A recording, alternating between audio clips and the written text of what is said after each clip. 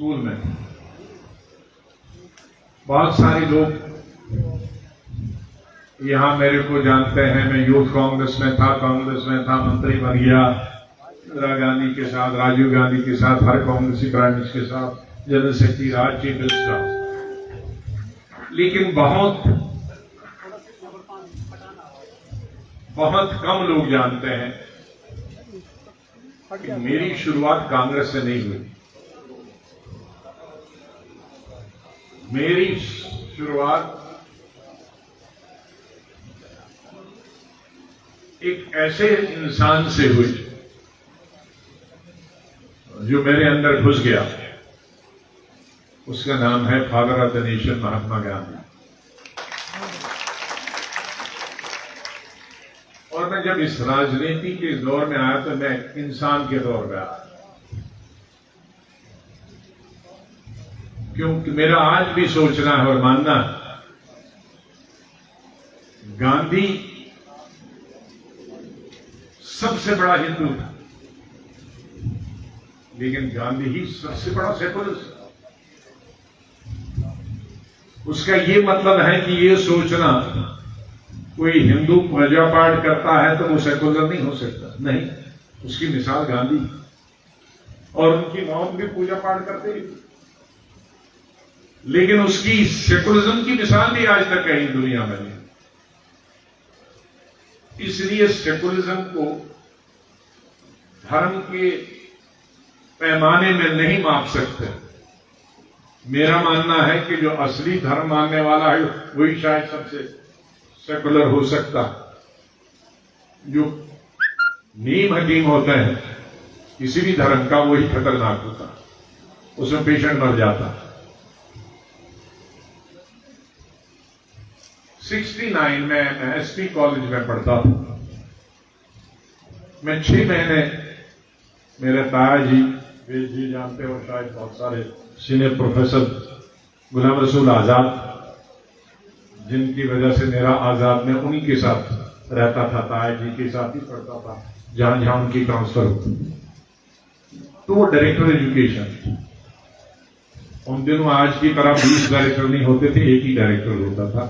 Technical education का भी वही, को एजुकेशन का भी वही, हायर लोअर एजुकेशन का भी वही, और पावर सब अपॉइंटमेंट के भी होते थे। ये कमीशन आज की तरह बीमारियां, जितनी बीमारियां बनी उतना लाइलाज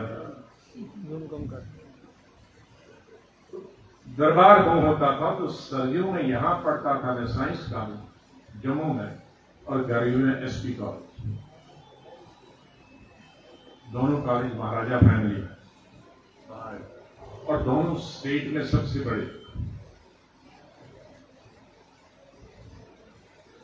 गांधी जी की 100वीं सालगिरह मनाई जा रही है 1969, और जो गांधी स्मारक है निधि, आपको बेचारी वो भी कांग्रेस पार्टी की तरह सुधर गई। तब उस वक्त 25-30 साल ही हुए थे आजादी को। गांधी स्मारक निधि दिल्ली में, जो गांधी जी की समाधि के साथ बहुत बड़ा ऑफिसर, बड़े बड़े गांधीयन फ्रीडम था। वो नॉर्थ इंडिया का फंक्शन उन्होंने 15 दिन का कश्मीर में रखा। तो एक टीम उनकी आई थी 1 महीना पहले, और कश्मीर में वो ढूंढ रहे थे कॉलेजेस और यूनिवर्सिटी से कि उनको 200-400 लोग मिले जो पार्टिसिपेट करें उस गांधी की सेलिब्रेशन और सेलिब्रेशन, और उनको एजुकेट भी करें गांधी जी पर। उसमें कोई पॉलिटिक्स नहीं थी किसी पार्टी की, वो सिर्फ वही गांधी समाज में। दुर्भाग्य से 2-4 महीने के बाद उनको 2 ही आदमी मिले एसपी कॉलेज में, और मेरे दोस्त बिशारत अहमद, जो बाद में डायरेक्टर दूरदर्शन रिटायर। 15 दिन में हम रहे। तो वो 15 दिन जब हम आए थे पहले, उसमें तो हम जीन्स में और टी-शर्ट में आए। 15 दिन के बाद हम कुर्ते और खादी और कुर्ते और पजामे में कॉलेज गए तो सीटियां बजने लगी। क्योंकि आज के जो हम खादी के सब मेरे साथी यहाँ या मैं, हम टेलर मेड बनाते हैं। तब टेलर मेड नहीं झोला होता, ऐसे ऊपर से नीचे, उसमें 5 आदमी आ जाते कमीज में और 4 आदमी पाजामे में। उसको लेकर जब हम एसपी कॉलेज में गए तो सीटियां बज गई और दूसरे तीसरे दिन हमको फिर उतार देता। तो जो 15 दिन में सीखा हमने, उसके बारे में मैं कहना चाहता हूं। हम पॉलिटिक्स के बारे में नहीं सीखा और वही बुनियाद मेरी पॉलिटिक्स की रही बात है यूनिवर्सिटी में जाकर। एक विचारधारा, एक आदमी को समझने का दृष्टिकोण जो होता है वो मेरा मतलब कि हम सब इंसान हैं। ये हिंदू मुसलमान हमने बाद में बनाया, ऊपर वाले ने हमको इंसान भेजा और नंगा भेजा। ये ऊपर ने उसमें कहा कि सर्कमसाइजेशन कौन करेगा कौन नहीं करेगा, किसका नाम क्या होगा, धर्म क्या होगा, उसने डिस्क्रिमिनेट नहीं किया बनाने वाला। अगर बनाने वाला इतना कमजोर होता कि हमको अलग अलग धर्मों में देखने चाहता, अलग अलग कपड़ों में, तो जिसने चांद सितारे जमीन आसमान बनाए, हमको जमीन के ऊपर रखा और इससे कई लाख गुना जो मछलियां और दूसरे पानी के जानवर हमसे नीचे रखे और हमसे नीचे एक अलग दुनिया बनाई और ऊपर पता नहीं कितनी और दुनियाएं हैं। एलियंस कहते हैं क्या का, ये कहा हमें नहीं मालूम। तो हमारे लिए वो हिंदुस्तान में भी हिंदू मुसलमान क्रिश्चियन के लिए अलग अलग देश बना सकता, अलग दुनिया जो जमीन के नीचे बना सकता था, तो वो तो कई स्टोरी बना सकता था। उससे नीचे और किसी के लिए, उससे नीचे और किसी के लिए, उससे नीचे और किसी के लिए, ऊपर भी बना सकता था। 7 आसमान कहते थे, वो 20 आसमान बना सकता था, हमारे नहीं बना। लेकिन जो भी जितने भी पैगंबर आए वो खाली इस्लाम में नहीं आए। इस्लाम में 24 कई लाख और कई हजार पैगंबर मैसेंजर्स बन 1,24,000 ये मैसेंजर्स ऑफ गॉड है। अब ये तब आए हैं जब इस्लाम ने, इस्लाम तब आया जब prophet Muhammad according to Quran the last messenger of the God. उसका मतलब है कि उनसे पहले 1,24,000 आए, तो स्वाभाविक है मुसलमान नहीं, क्योंकि इस्लाम ही तब आया। तो उसका मतलब है हर किस्म के लोग आए। कौन जानता है किस धर्म का, और कौन जानता है कई लाखों का कोई धर्म ही नहीं, वो हमको ठीक करने के लिए। लेकिन आज का जो हमारा मुल्क है या दुनिया में देखते क्या किस तरह से रशिया और उसके नेबरिंग कंट्री में वो किसी धर्म का और किसी इंसान का काम हो सकता है, वो इंसान का काम तो नहीं हो सकता। तो उसका मतलब है कि हम इंसान बन, हमारी शक्ल इंसान की रह गई है, सूरत है, कपड़े हैं, लेकिन हमारी दिमाग क्या क्या सोचती है, इसमें कितनी नफरत है, इसमें कितना भेदभाव, हमारे विचार कितने भ्रष्ट हो गए, हमारी सोच कितनी गंदी हो गई कि हम इंसान को इंसान ही समझते हैं। मुझे पॉलिटिकल पार्टी, कोई भी पॉलिटिकल पार्टी है, वो कुछ परिवर्तन लाए, मुझे संदेह है।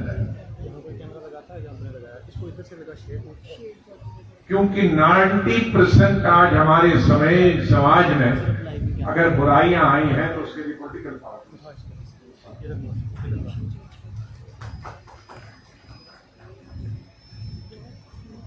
हमने इलाके के नाम पे बांट दिया लोगों को, फिर रीजन रिलीजन के नाम पे बांट दिया, गांव और शहर के नाम पे बांट दिया। हमने हिंदू और मुसलमान के नाम पे बांट दिया, फिर शिया और सुन्नी के नाम पे बांट दिया, फिर हिंदूज में पहले दलित और नॉन दलित के बाद में अब माइक्रो हो रहा है, ब्राह्मण, राजपूत, फिर बैकवर्ड में और 40 बैकवर्ड, फिर दलित में और 40 दलित। मेरी समझ में नहीं रहा, आज हम सिर्फ कास्ट, तो इंसान कौन रह गया इसमें? अगर हम सब दलित और अपर कास्ट, बैकवर्ड कास्ट, मुसलमान, क्रिश्चियन, सिख में भी जाट सिख अलग हो गया, दूसरा सिख अलग हो गया, इंसान इसमें खो गया। तो मैं सोचता हूं कि जम्मू एक ऐसी जगह है आज हिंदुस्तान में, कोई दूसरी जगह नहीं।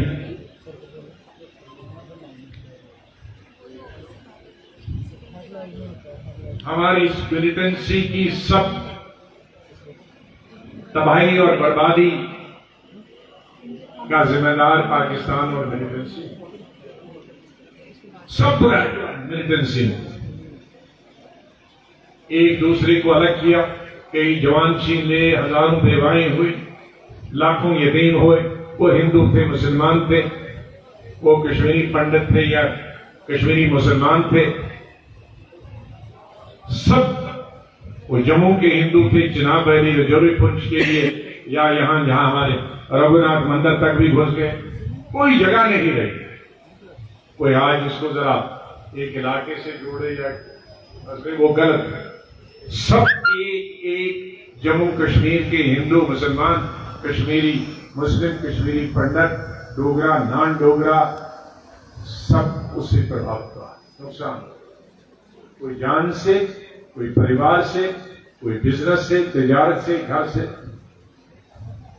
लेकिन उसका एक सिर्फ बाकी 99.9% सब नेगेटिव इफेक्ट, लेकिन 0.18% जो बहुत बड़ा है, छोटा एक बड़ा, कि जम्मू कॉस्मोपॉलिटन सिटी बन। कश्मीर आज कॉस्मोपॉलिटन सिटी नहीं। कश्मीर में सेकुलरिज्म तब भी था, आज भी था। आतंकवाद से सेकुलरिज्म में कोई फर्क नहीं पड़ा, चाहे वो नारे उल्टे सीधे कुछ लोग लगाए, लेकिन सेकुलरिज्म फर्क। लेकिन कश्मीर कभी भी कॉस्मोपॉलिटन सिटी नहीं।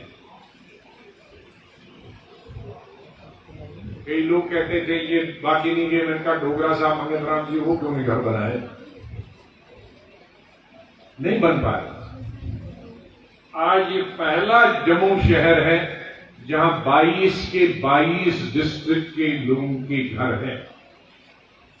जम्मू के 10 के 10, कश्मीर के 10 के 10 डिस्ट्रिक्ट और लद्दाख के दोनों डिस्ट्रिक्टों 22 के 22 डिस्ट्रिक्टों के लोगों के घर, बुद्धिस्ट हो, कश्मीरी पंडित हो, कश्मीरी मुसलमान हो, वो चिनाब वैली का हो और रजौरी पुंछ का। जब कई दफा मुझे कहा लोगों ने कि चिनाब वैली लगता है ऐसा कुछ मुस्लिम एरिया, तो मैंने कहा पीर पंचाल, कहानी उसका नाम पीर पंचाल है इसलिए। मैंने कहा ये सोच जो हमारी जब खराब होती है तो हर आदमी को भूत दिखता। सबसे बड़ा चिनाब वैली का कौन हिस्सा है? अखनूर। चिनाब वैली डोडा से गुजरता है, मैं आज तक चिनाब वैली में हाथ नहीं डाल पाया। वो इतना गहरा है, आबादी इतनी दूर है, और बिजली के प्रोजेक्ट के बगैर सिर्फ चिनाब वैली में नुकसान ही नुकसान करता बह जाता है सब। कोई फायदा किसी किसान को नहीं है, किसी पानी की स्कीम को नहीं है, क्योंकि चिनाब वैली इतना गहरा है, वहां कोई घर नहीं है उसके पास। चिनाब वैली कहां से शुरू होती है? चाहे किश्तवाड़ और पीछे से शुरू हो, लेकिन फायदा किसको होता है? जम्मू और अखनूर को। जम्मू की नहर कौन सी? रबील कैनाल। रबील कैनाल कहां से आती है? अखनूर में चिनाब वैली खत्म हो गया, वहां तक चिनाब। तो चिनाब वैली अखनूर है। चिनाब वैली, ये मैं सप्लीमेंट्री बता रहा हूं, गलतफहमी के उनकी दूर करने। चिनाब वैली रियासी है, रियासी के खेतों के नीचे से चलती है। चिनाब वैली मोहर गुलाबगढ़ के नीचे से चलती है। चिनाब रामबन में आप नजदीक से देख रहे हैं। चिनाब डोडा से चलता है, किश्तवाड़ से चलता है। अब इसमें हिंदू कहां से आ गया, मुसलमान कहां से आ गया? जैसे हम पीर पंचाल चारों तरफ से बंधा है, तो उसको पीर पंचाल हो गया। उसमें हिंदू भी है, मुस्लिम भी है, एसटी भी है। तो ये कहां से मुसलमान आ गया? रियासी कहां से आ गया? अखनूर कहां से आ गया? चिनाब जिधर से जाएगा वो चिनाब वैली हो गया।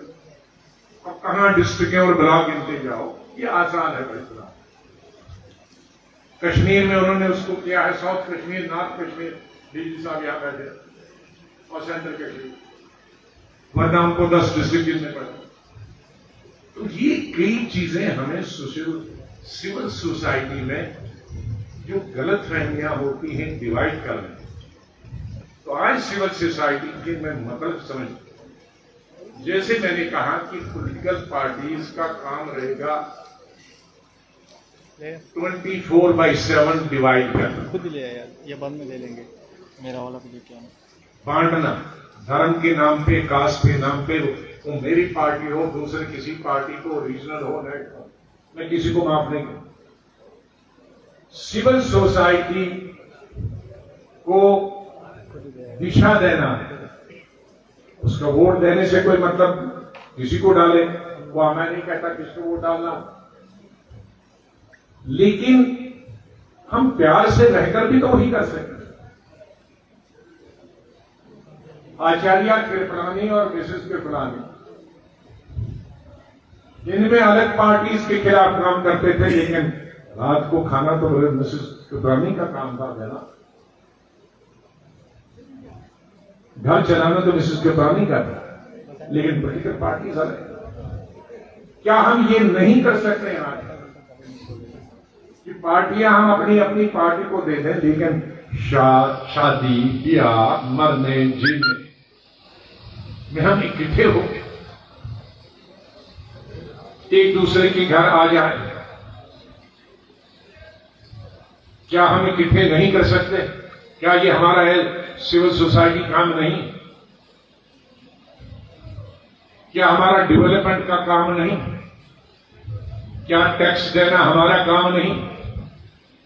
क्या इंडस्ट्री नहीं है तो हम उसको सबको उठ के आवाज देने का काम नहीं? अन्याय हो जाए, वो किसी भी धर्म का और जाति का हो, क्या ये हमारा काम नहीं है कि धर्म जाति अपनी जाए, लेकिन अन्याय नहीं होने दें?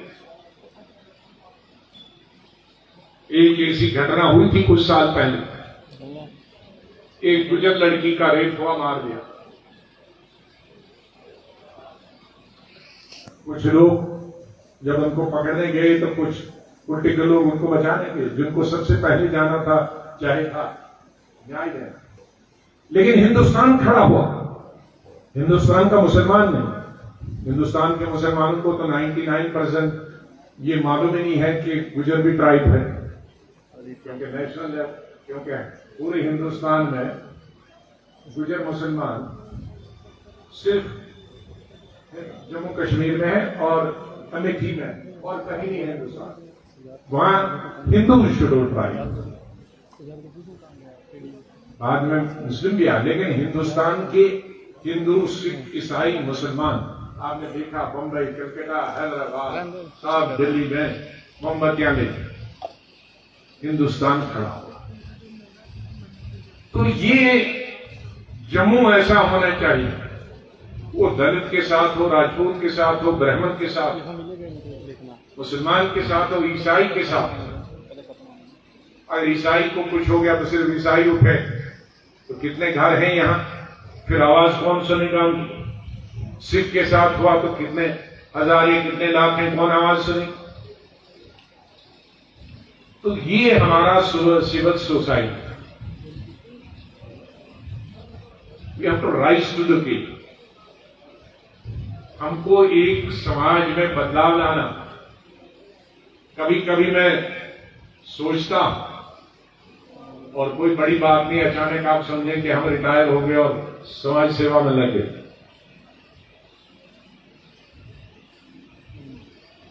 तो जितने भी हमारे यहां मेरे सामने भी हैं, यहां भी है, इससे बाहर भी है, कि जो अपनी पॉलिटिक्स या अपनी सर्विस खत्म की, एक सेवा की, लेकिन आज दो किस्म की उम्र है, तीन किस्म की है। एक वो उम्र है जो आज 30-40 साल तक नौकरी ढूंढने में लगती है। एक वो उम्र है जब नौकरी मिली तो उसमें 20 साल मिलता है। अब आयु जो बढ़ गई ऊपर वाले की कृपा से, डॉक्टर ज्यादा इलाज करते हैं, दवाइयां हैं, तो अब तीसरी उम्र बढ़ गई, 60 से लेकर और 90 तक। 80-85 तो आम है। अब आप कोई जीवन को 3 भागों में बांट सकते हैं। एक तो अपनी पढ़ाई खत्म करने तक और एक कुछ साल उसमें बेकारी के, तो फिर 40-42 में आप या तो बिजनेस संभालेंगे या नौकरी करेंगे। तो वो एक पीरियड हुआ हमारा, मैं एडोलेसेंस वाला भी उसी में जोड़ता हूं, बचपन वाला, और फिर हुआ नौकरी या बिजनेस वाला, और फिर रिटायरमेंट वाला। तो रिटायरमेंट वाली जिंदगी एक्टिव 30 साल है अभी, और कई कई लोगों के लिए 30 साल है। बादल साहब को वाहिगुरु उम्र दे दे, 95 साल की उम्र में उन्होंने परसों इलेक्शन लड़ा, जो कि लड़ना नहीं चाहे। मैं उनका बहुत आदर करता हूं और बहुत उनसे इस उम्र में भी अलेख सुलेख मेरा मोबाइल पे रहता है। मैं उन्हें बिल्कुल एडवाइज नहीं करता, लेकिन हिम्मत देखिए, एक्टिव पॉलिटिक्स की 95 में इलेक्शन लड़ा, तो उसका मतलब है कि उनकी 60 साल से भी ज्यादा वो रिटायरमेंट की एज में ज्यादा एक्टिव। 90 और 95 साल में हमारे वकील थे, हमारे गवर्नमेंट के डेथ हुई अभी, जेठ मिलाने वाले, सबसे फायरिंग स्पीच 92-93 साल की उम्र। इससे एक्टिव पार्लियामेंट में और क्या हो सकता। तो इस उम्र का हम जो साइकोलॉजिकल हमारा रिटायरमेंट होने के बाद असर पड़ता है, जब हम रिटायर हुए, तो ये जब दिमाग में आता है रिटायर, तो वाकई आदमी फिजिकली रिटायर होता है, मेंटली रिटायर होता है। तो ऊपर और नीचे में आपसे, क्योंकि ये क्रीम है, हमारे बहुत सारे किसान हैं, नौजवान हैं, पार्टीज के लोग हैं, वो एक स्ट्रीम में रहे। आप मल्टी स्ट्रीम, आपको हर किस्म के आदमी से, चाहे आप प्रोफेसर थे, डॉक्टर थे, वकील हैं, आप चोर का भी केस करते हो, कत्ल जिसने किया है उसका भी, और जिसको बचाना है उसका भी, इधर का इधर, इधर का तो उसकी मानसिकता भी मालूम है, असली वाले की भी और नकली वाले की।